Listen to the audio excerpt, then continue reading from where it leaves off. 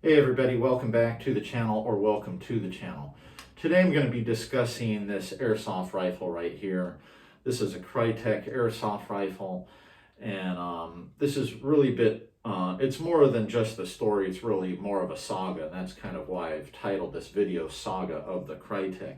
This video is also to just kind of talk about a situation that happened to me as a consumer, and kind of teach some other consumers out there what to watch out for, increase the knowledge that I've gained over the last few weeks, few months, and maybe to teach other businessmen or businesswomen out there how to handle a situation much differently. This video, I really didn't even want to make this video. My hands were really forced, I feel, to make a video like this. So, I really tried to take another route, I just met resistance basically. So I've decided to make this video. This is my rifle. This is my airsoft rifle. This is my KRYTAC. I've had it for at least 3 years now, and a couple simple upgrades I had put into it shortly after I acquired this airsoft rifle is I had a Prometheus inner barrel put into it, and I had a maple leaf bucking put into it. And with those just two simple upgrades, this gun has always just shot flawlessly. It's never given me an issue or anything like that. But at the end of this last summer, in September of 2020, I decided to upgrade this airsoft rifle. I was kind of instead of me getting a new airsoft rifle, I decided to upgrade some of the platforms I had, and this being one of them. Just down the street from me, not too far, about 20 minutes away, I literally have Evike or Evic, however you want to call it, the Airsoft Superstore. But instead of going there to give them my money, I went to a shop that's owned by a friend of mine. This shop is called Military Supply and Equipment. They are located up in Apple Valley in Southern California. And I went up to their shop. That's the kind of friend I am. I'd rather give a friend of mine my money and my business, so I decided to head up to their shop. This shop is not a local shop to me. It takes me at least an hour to an hour and 15 minutes one direction with no traffic. But I was willing to do that because these are friends of mine who own the shop and work at this shop. These are people I've played airsoft with for years. So I decided, to go up there and give them my business. I worked with the airsoft gun tech at Military Supply and Equipment, and I was working with him to see what I can do to upgrade this. The one thing I did want to put into this was a Titan gate, or a gate Titan electronic MOSFET. But I was told by their gun tech there that it's just entirely too much work to modify a KRYTAC to fit in a Titan gate. I have come to find out now that's not the case. It's about a 5-minute modification of the gearbox to put a Titan gate, but I did not know that at the time. And I went with his recommendation of putting in an Aster gate in here. Also, at that same time, I asked, kind of what other things I can upgrade into this, and he didn't give me all that much of an extensive list of parts to put into here. I would have got some more things, but he told me to upgrade the piston, which I got a SHS piston. Those two new upgrades into this by their shop at Military Supply and Equipment just started to create major problems with this KRYTAC. It wasn't shooting properly, it wasn't responding right, it seemed like it was overheating. So I gave all this feedback, and as much feedback as I could, to the airsoft tech at Military Supply and Equipment. Eventually, he recommended putting in a new motor into this, a 45K Tinley motor, a high-speed motor, and that sure did not solve any problems. This thing still had issues. It still seemed like it's heating up. My batteries are getting so hot I couldn't hold them. The outer wrapping on those LiPo batteries were starting to melt. Right after I got that new Tinley, that 45K Tinley motor put into here, I went to go play airsoft in the local mountains, And this gun had a major catastrophic failure. Things sounded very broken inside, and this is just as I was testing the gun in the morning. Luckily, I took another airsoft rifle with me, and I was still able to play that day. But it got to be such a problem with this gun that my wife would she started joking me about it, joking to me about it. Couldn't believe my gun's in the shop, and yeah, it got that bad. So this gun gets dropped off again there because of that catastrophic malfunction, and this is getting near the end of September. When I picked this gun up the very last time after that major malfunction, I picked it up from somebody who was just temporarily watching their store for them. All those guys that normally work at that store at Military Supply and Equipment, they were all out of town playing in a military simulation event in Arizona at some closed down mall or something like that. So I ended up picking this up from somebody who's just temporarily watching the shop. And these are just facts of the story and kind of giving a timeline. That's near the end of September now. Things were supposedly corrected by the gun tech there, replaced that brand new SHS piston that broke, because that's what part of the problem was with that major malfunction. The gun tech there told me that new piston broke and he replaced it. And so I picked it up that weekend during that military simulation event. I played with this gun a couple times in the early portion of October. I played on October 10th and on October 11th. Both days this gun gave me problems. Both days I needed to go to that secondary as well. All the fixes and all the other stuff still did not alleviate any of the problems. Shortly after October 11th, I went away on like a 2.5 week or so vacation or a trip. And when I came back at the very end of October, I immediately gave Military Supply and Equipment a call, because the last time I played on October 11th, I was recommended a battery by the gun tech at Military Supply and Equipment. So I wanted to call them to purchase that battery. But unfortunately that night when I called, their gun tech was not there. But I had the fortunate opportunity to speak with Military Supply and Equipment's the owner's son that night. And he pretty much didn't treat me like a value customer. He wanted to bring up something that happened 3 weeks prior on October 11th at a field called Rally Point, which was a free location to play airsoft. Unfortunately, you can't play at that location anymore, and that's a whole nother story.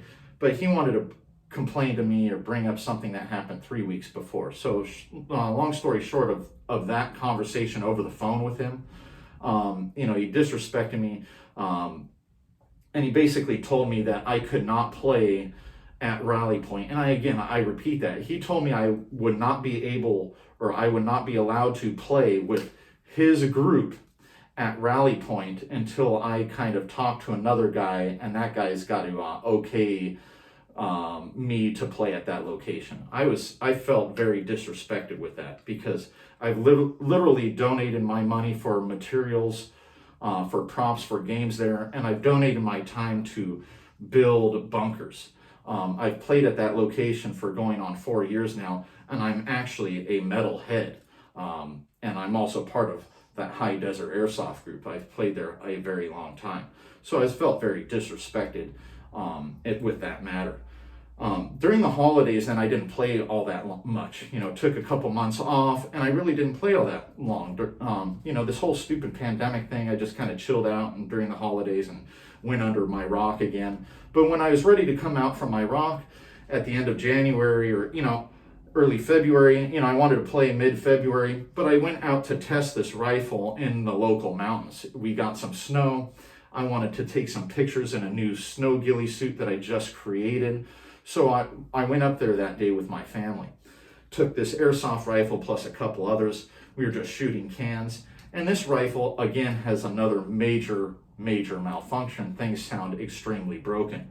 Now, with all the things that I've kind of mentioned, and that last phone call I had with the owner's son and being extremely disrespected, why would I go back to, that shop?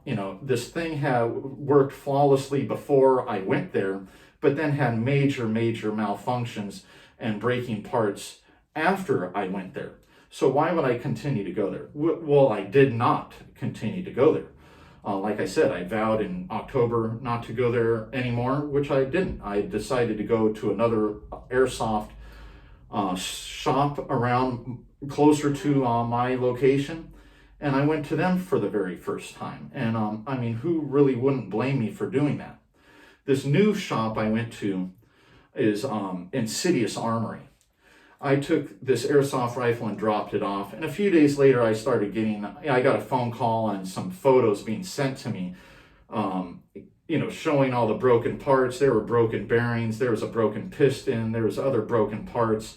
But I'm also noticing some of the parts that I had paid for that should have been in this gun were not in that gun anymore. I did not have a maple leaf bucking anymore, which I paid for. It was not in the gun. That was replaced with some sort of orange stock KRYTAC bucking. It did not have a blue SHS piston. It had some other weird piston. And according to information I've gathered now, that was some sort of weird Acer piston with some other sort of weird head on it. After getting all this information, a lot of people would have would have headed right back up to that shop up there, Military Supply and Equipment, and would have confronted them right away. Well, I didn't do that. I didn't go up there all pissed off. I actually sat back and gathered information. I put a couple photos of those parts, of the bucking and on a piston. I tried to gather information, and some people may recall that post that I put on social media. I finally got all the information I needed, and I felt ready to go talk to these guys. It was really a conversation I've been dreading to have, for weeks, especially once I found out what happened. I took this gun to friends, and I come to find out that it's just been a big headache, a big mess, and then I was a victim of theft. Just comes right down to that. Poor advice, poor workmanship, and just a victim of theft. I have no proof exactly who did what, but I'm right in the middle of this. On March 4th, I reached out to the owner of Military Supply and Equipment. He sure didn't seem all that interested. I reached out to him on Messenger because he was a friend of mine. I asked if he was going to be in the shop, and he really just gave me some sort of nonchalant response like, he's got to go to Target, got to go work on his RV. I asked if he'd be up there on the weekend on a Saturday. He responds kind of like, I'm there, really just, I don't know when I'm there. It's kind of day to day. It's kind of like, he's kind of telling me like, I have no idea when I'll be there. And, it's no problem, and I pretty much left that conversation like, all right, dude, well, just, hit me up when you're going to be around. Let me know when I can schedule something to go up there. Well, he never reached out to me.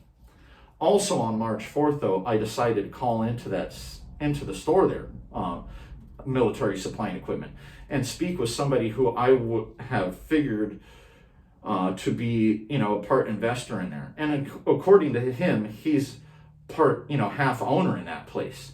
This guy, I kind of figured that out because, dude, this guy's got, MSC stickers on the back windows of his white truck. So I'm like, this guy must want to know. He was a friend of mine too. So I figured he'd like to hear, some of this information that that's been pointed out to me. Well, he didn't seem all that interested either on March 4th.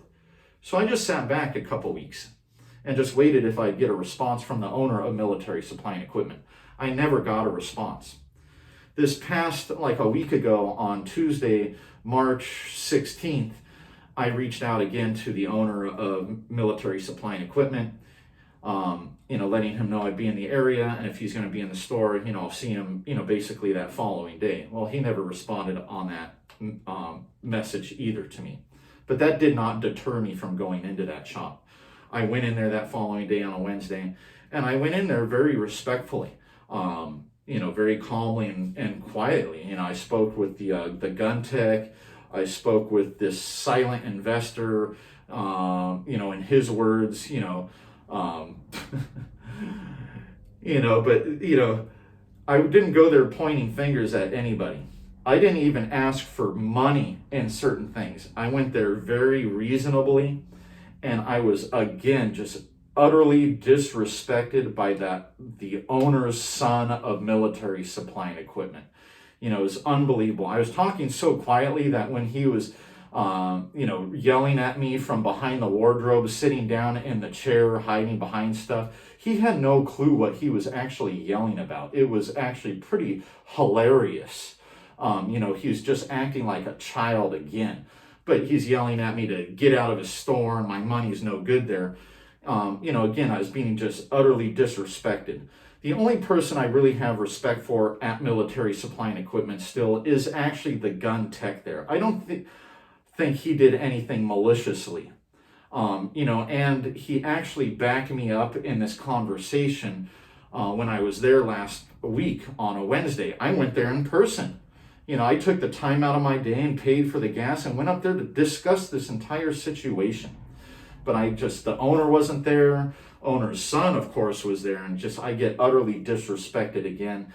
And instead of the owner of that establishment to reach out and call me because he had my cell phone number, he sends me some lengthy novel through Messenger. It's like, now you want to respond to me? I should read off what he sent to me. It's very disrespectful. He has no idea what he was talking about. He's being fed information by his spineless son. I really have no respect for them now. I vowed a long time ago they wouldn't get any more of my money or any of my business. I literally haven't been in there except for last week. I hadn't been in that shop since the end of September. So them telling me my business is no good there, it's like, ooh, whoop-de-doo, no skin off my ass. Like, I want to go there anyway. If I wouldn't have gone into that, if I would have just gone to Insidious Armory in the first place, it would have saved me money. I went there to give Military Supply and Equipment my business, my money, and I used my own gas and time to get there, which was twice as far as where I ended up going. And I end up getting treated like garbage, and I end up getting, again, bad advice, poor workmanship, and there's some sort of thief that is under, I can't point my fingers at anybody directly, but I can point all my fingers at that establishment. They didn't even want to talk to me about this and avoided me. This entire situation could have been handled so much better. But again, hey, they want to just, badmouth me and, act like children. Hey, I'm sorry, I'm not going to get pushed away like a child. And, I've had to do some other things. I've already made a report with the Better Business Bureau. And, that's how serious this is to me. They could have handled this so much better. So, this is a very unfortunate situation. 2 thumbs down for Military Supply and Equipment. I mean, like, super far down. Like, hey, how far is that? You can't even see the thumbs now, that far down. 2 thumbs up for Insidious Army, way up. So far up, you cannot see those. So 2 thumbs up for them. The Astergate that MSE put in here, that has been removed. The 45K Tinley motor, that has been removed. Those were replaced with a Titan gate that I wanted to put into there. It was replaced with a 35K Tinley motor and some other things. This thing is an absolute monster now, an absolute beast. It's never shot better now since I went to Insidious Armory. I should have just gone there in the first place. I should not have gone to Military Supply and Equipment. It would have saved me a lot of time, a lot of money, and a big, huge headache, and I wouldn't have gotten stabbed in the back. So very, very unfortunate situation. If you like the video, give me a thumbs up, or you can give me a thumbs down. Either way, I had to put this out there. If you got any comments or questions, please put them in the comment line. I have no problem answering them. And if I need to make another video to elaborate a little bit more on this situation, I will put that into the comment line. Again, very unfortunate situation. I was extremely disrespected and not treated like a valued customer. So you can do what you want with your money. I know what I'm doing with my money, and they'll never get a penny. Not even a penny, let alone a dime or anything more than a penny. So stay healthy, stay safe, and I'll see you on the battlefield.